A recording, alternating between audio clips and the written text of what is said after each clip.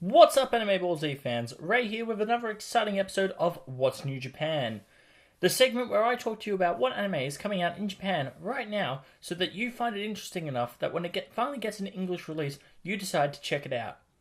Anyway, without further ado, let's get started. The first anime on my list to talk to you about today is none other than the anime Popo. And Popo follows the main character of Wakabi Himeji, a 5th grade girl who can see things that others can't.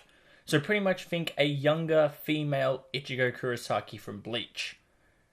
As a result, she is scared by her surroundings and keeps her distance from others and lives a lonely life. However, one day she meets a mysterious soft pink creature that cries Popo, and her life is changed from that day forever.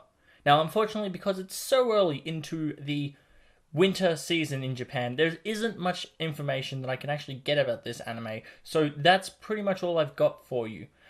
More details will obviously become apparent as time goes on, but that's going to be a problem for the first couple of weeks of this new season as, like I said, nothing's really come out, so I can't really tell you much about it except the basic plot of it. However, it does sound quite interesting, kind of like a different take on, like I said earlier, Bleach, but going in an opposite direction, so definitely give this one a check out.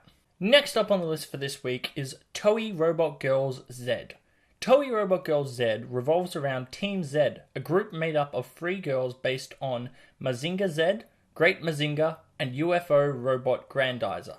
They raise awareness of a promising future energy source. However, there are times when mechanical beast team of girls emerge and attempt to steal the energy that they're promoting. Team Z must obviously fight them to prevent this, but sometimes they do just go and beat the living high hell out of them just to relieve stress. So it's another mecha girl anime, but it looks like it's taking a more comic approach to the whole genre rather than being a more serious one.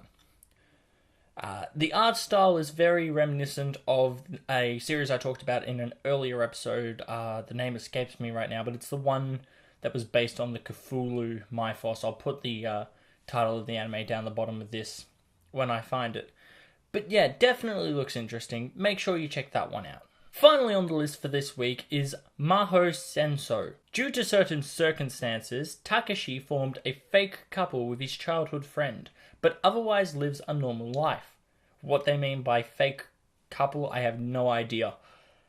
However, one day he comes across a girl named Mu Alba, in a uniform he's never seen before, collapsed on the school campus.